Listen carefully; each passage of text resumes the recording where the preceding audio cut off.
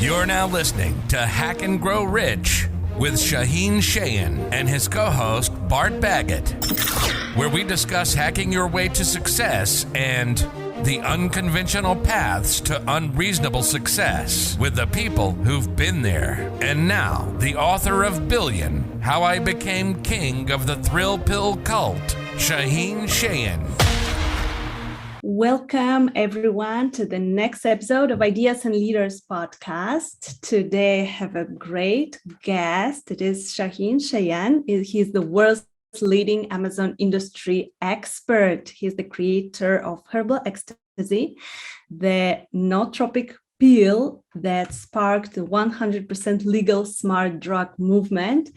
He was also an early innovator in the vaping world, and I'm so excited to speak with this inspiring serial entrepreneur today. Hi, Shaahin. Great to have you on the podcast. Hi, Elena. How are you?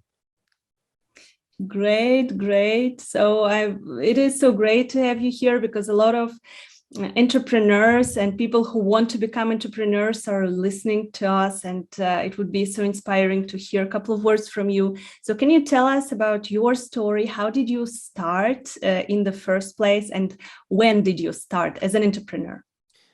Great question. So I started actually in the early 80s, the 1980s. We left Iran. Me and my family left Iran in the 1970s. And we came to the United States with basically just the clothes on our backs. And we came to the United States as refugees, political refugees. And my folks were pretty poor. They worked in very simple types of jobs. My dad worked at a pizza store. He worked at a dry cleaners. There's nothing fancy there. And eventually, I realized that I wanted more in life. So I left home when I was 15 and went out into the world to seek my fame and fortune. And I came across a mentor, somebody who showed me the ways of the world a little bit. And I got involved in the electronic music scene at the time, the rave scene, which was really going nuts in the 1990s. And I started looking around. Now, mind you, at this time, I left home. I did not have anywhere to sleep. I did not have any money. I had no friends, no family, nothing. I left everything behind and went out into the world to really seek my fame and fortune. By a certain point, I started hanging around these clubs, these underground parties, and I realized that the only people who were making the money were the people who were dealing the drugs. But I remembered from when I was a kid that it was not a good idea for me to be getting involved in any type of criminal activity, not for any specific moral reason, but more so just because I was really bad at it. I was very good at making money, but anytime I engaged in any kind of criminal enterprise as a child, I would get busted every time. So I would spend a lot of the time in the principal's office. Now, I don't know how that goes in Russia. You're originally from Russia, right, Elena? Yes. Originally I'm from Russia. Yeah. There we go. Вы понимаете по-русски? Понимаю, конечно. Хорошо. So I love the Russian language, by the way. It's a fascinating language and a very difficult one to learn by watching YouTube videos. Yes, absolutely. So I ended up spending a lot of time in the principal's office in what we call detention and after school. And we would just do more criminal activities there and then get in more trouble. So it was a constant cycle. So by the time I was 15, I was like, man, I don't know much. I'm not that smart. But what I do know is that I'm not good at criminal activities. So I know you're an economics professor as well. So just the economics of it didn't make sense to me. And I decided, hey, what's the biggest drug that they're selling now was ecstasy. There was no supply in the marketplace and there was great demand. There was very little supply, I should say. So I thought to myself, man, if I could come up with a formula that was legal and that was safe, that replicated the effects of it, that I could make a lot of money. And that's what I did. I managed to get myself a girlfriend at that time. I was broke. Her dad was the superintendent of some school district. So he would leave early in the morning. And I managed to convince her to, when he would leave through the front door, to take me in through the back door or a back window. And I would be in her kitchen making prototypes of my pills. And then we would give it to all the teenagers in the neighborhood to test. And I tested and tested and tested until one day I got a formula that worked. It felt great. It was safe. It did what it was supposed to do. And what happened was that I went to the clubs and I walked up to one of the scariest drug dealers at the time. And I said, "Hey, you're going to sell this." And he said, "Hey, man, I'm going to kill you. Are you a policeman? Are you a cop? What are you?" And I said, "Hey, I'm not. Look at me. I'm just a kid." And he took the pills and he said, "Look, if you're messing with me, I'm going to kill you." And I believed every word that came out of that man's mouth. And I remember it being the longest 2 hours of my life, just waiting there, like sweat pouring off my head like bullets, just standing there going, "Oh my God, this guy's going to 100% kill me if anything goes wrong." And it turns out 2 hours later, he calls me, motions me forward. Now, this is a big, scary guy, tattoos on his face, not the friendliest looking character. And his bodyguards motion me, he motions, I come. And he looks at me and he's kind of feeling me out. And I don't know if this guy's going to kill me, if he's going to pay me, what's going to happen. And he pays me and he says, "Kid, when can you get me more?" And that was the big breakthrough moment. So it went from that one guy to 10 guys to 1,000 guys to 10,000 guys.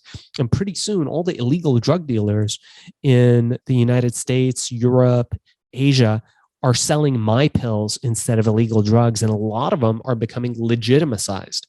I know that you are a economics PhD, so a very interesting book on this topic.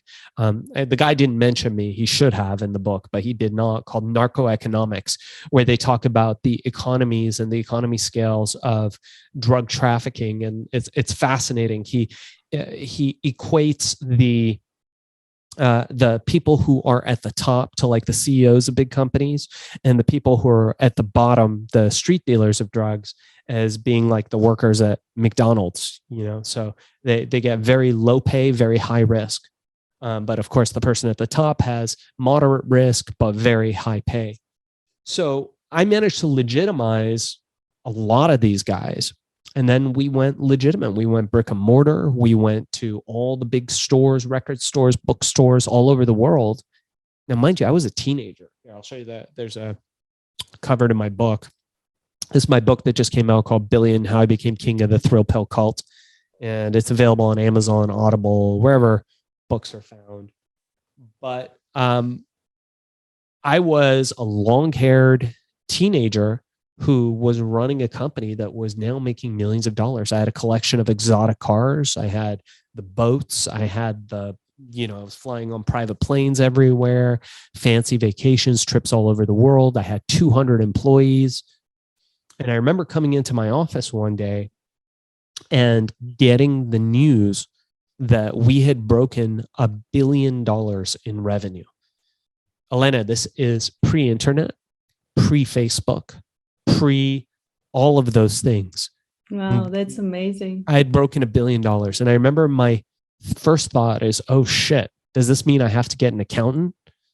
And my second thought was, I don't know how much $1 billion is. I literally did not know. Is it 1,000 million, 100 million? I did not know.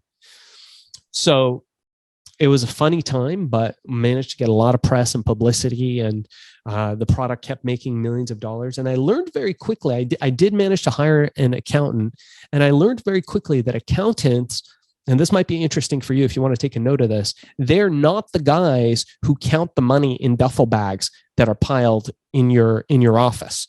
Accountants don't do that. So I learned that the hard way. Apparently, they like crunching numbers.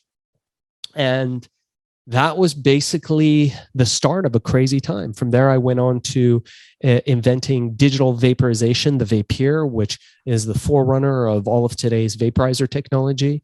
And from there, I started looking at this little guy who's a little strange, little nerdy, bald guy. His name is Jeff Bezos. And I looked at this platform that he was building, and it occurred to me that this is an interesting guy. Now, this is back in the time where you could get Jeff Bezos on the phone. You could get Jeff Bezos to return an email. And he was very accessible back in those days. And so we heard through the grapevine that Jeff was opening up the Amazon platform to third-party sellers. What that means is people like yourself and me could sell anything we wanted to on their platform, similar to eBay, not just books, not CDs, not DVDs, but anything we wanted to. So what happened was I had a nootropic brain pill called Accelerol, which is still available on Amazon. It's a great pill. It was very expensive. It was about $120 in those days. Now it's a lot less. And I thought, man, I'd love to sell this. Let me put it up. And I put it up. I went to sleep. Took me 15 minutes back in those days. Didn't think much. Woke up to thousands of orders at $120 a piece. It was incredible. So I remember thinking to myself, wow, man, this is really something insane. And I'm going to have to really make something of this. And so I started looking more at Bezos. I started seeing that this was a smart guy. This was not just a Silicon Valley nerd. This guy was a genius. And what he was doing is taking money from Wall Street, cheap money, and putting it into Silicon Valley to build this e-commerce business. And what the narrow short-term people would believe is that he's losing money. But the fact is he's gaining customers, and he's gaining them faster than any other company. I saw that and I decided, hey, I'm putting all my eggs in the Amazon basket, and I decided to become one of the world's leading Amazon experts. And that's what I've done for the last 12 years is create great products. And now I have a program where we coach people and we train people how to sell on the Amazon platform. For anybody listening to your podcast, if they use the code LEADERS, it's normally $200. I'll give it to them absolutely for free, no credit card, no obligation. My goal now in life is to inspire people to start these businesses and create this predictable recurring revenue stream that you can do, anybody can do from anywhere in the world on Amazon. Oh, your story is so inspiring. And I think that we can learn a lot from you. So I think that a lot of young entrepreneurs who just start their businesses, inspired by people like you or Jeff Bezos, they think they are hoping for this rags to riches path that, okay, I need to start something and then tomorrow I will be a billionaire. But do you think that it is possible, or do you think that we can do anything to go at least a bit closer to this path right now? Yeah, so you have possible, you have plausible, and you have likely, 3 different levels. Anything is possible. Lesser people than you or I have made more money than you and I. And the world always surprises me with what's possible. Now, with that said, this is what I'm going to say. It's unlikely that you're going to work 4 hours a week and become wealthy. It's unlikely that you're going to be able to go out there and to create an impact in the world and create a dent in the universe, as Steve Jobs would say in the Walter Isaacson biography, to create a dent in the universe if you are not hustling, if you do not have grit, if you are not willing to sleep on the factory floor like I did, like Elon Musk does, if you are not willing to do whatever it takes in order to take that company, that product, that vision that you have and turn it into something impactful, that's really what the truth is. But we live in a world of distraction. We live in a world where internet gurus and meme makers hang shiny things in front of our faces to try to grab 5 seconds of our attention. And in that effort, they rob us. They rob us of the discomfort of trying something and failing by selling us the false vision that hey, all we got to do is to take this course or to buy whatever it is this guy's selling and we'll be okay. And what happens is that people are just as culpable as all the fake gurus and all the people out there selling all that bullshit, because they don't necessarily want to do that work. So it's easier for them, more convenient for them to be naive. And they can say, well, I bought this guy's program. I've bought these guys' programs. And you know what? It didn't work for me. So I guess all that's bullshit and this doesn't really work. And you just have to get lucky. Well, it's bullshit. People ask me all the time. I have an Amazon program and people ask me, does it work? And my answer is always, it works if you work it. You have to go out there and put in the time, the energy, the hours. No matter what you do, you've got to put that effort in. And it's not going to come super easy when you're just starting up. You have to build the foundation. And then as you get going, you can build up to be a lifestyle business. So Amazon, e-commerce platforms like Amazon and eBay and Etsy, all these new generation of e-commerce giants are paving the way for entrepreneurs and leaders to have these businesses that can create these streams of recurring revenue. Yes, I really love that. You say that we have to work. Actually, we have to do the work. Very often when, as I mentioned, I have this TEDx coaching program that I help people to become TEDx speakers. And they very often they ask me, so can you guarantee that I become a TEDx speaker? And I say that if you don't do the work, if you don't prepare, if you don't have your speech, if you don't work on your ideas, don't come to coaching calls, then I cannot guarantee 100%, right? So I think that people are looking for those done for you solutions and think that this path is so easy only if we enroll in some program, if we start, or for example, if we start entrepreneurial path, then we'll become millionaires. So what would you recommend to new entrepreneurs, beginners who are just in the beginning of their path? And if we don't want to scare them, that they need to sleep on the floor and hustle so much, but what are the main things that we need to focus on? What are the main things that need to be done, in your opinion, after many years of being an entrepreneur, that we need to take care of so that it is somehow easier for them? This way is easier. Sure. So I'll give you a plan, again, based in my book. If you guys want to follow up, there's more of that information in my book, and I'll share that with you. I've got a 3-point plan that I'll share with you as we close out. But I think you have to get uncomfortable. I think you have to get a little bit scared, because the path of an entrepreneur is not the path of certainty. Everybody wants comfort and guarantees and certainty. And that doesn't work. Not in the life of an entrepreneur. With that said, I'll give you my 3-step formula from my book, Billion. And you can use this framework. It's a framework that was taught to me by a friend of mine, Wayne Boss, who's a genius businessman who buys troubled companies and turns them for many times what they sell for. And he's made millions doing that process. And it's this: knowledge, courage, and action. Okay, why is that important? Knowledge. If we want to do something, we want to get involved in a business, a new venture, a new product or a service. You got to sell a product or a service. There's really no other option unless you get into academia.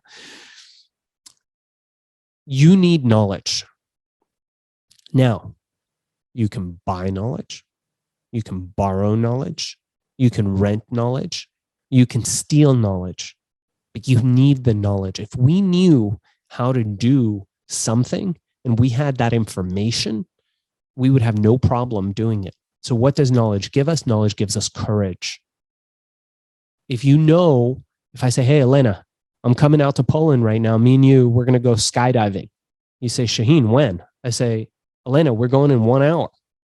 You wouldn't be very happy. You'd say, what? Maybe you do skydive, but maybe you'd say, I definitely would not be happy now. You wouldn't be happy about doing that. Now, if I said, Elena, me and you, we're going to take a month off and learn everything about skydiving. And I've got the best skydiving instructors in the world. They're Navy SEALs. They're going to teach us how to skydive. And so I get the Navy SEAL instructors. They're teaching us. We become pros. We do the practice. We know the equipment. We know all that. And then I call you up and I say, Elena, let's go skydiving. You say, great. What time? Let's go. Because you have the knowledge. The knowledge gives you the courage. And the action is the execution. Nothing is possible without execution. That's the jumping out of the plane. That's the taking the first step on your leadership, on your entrepreneurial journey, is action. Nothing happens without action. I tell my students, people on my Amazon FBA mastery course, I tell them, go out there and fail. And they say, what? What do you mean? We're not here to fail. I said, yeah, go out there and try to fail. Be smart about it. Use all the knowledge you have in your grasp, but go out there and try to fail. Because if you try to fail, if you fail, you succeed. And if you succeed, you succeed. And it gives you the freedom to get past perfection paralysis, because you no longer are a starting entrepreneur going out there trying to make everything so perfect and making sure that the sticker is just right and that the thing is just this way, to learn months later that nobody gave a shit. Nobody cared about any of that stuff. All people cared about was that you were $1 cheaper, or all people cared about was that you made it in green, or all people cared about was that it was for women when everybody else's was for men. We don't know what we don't know.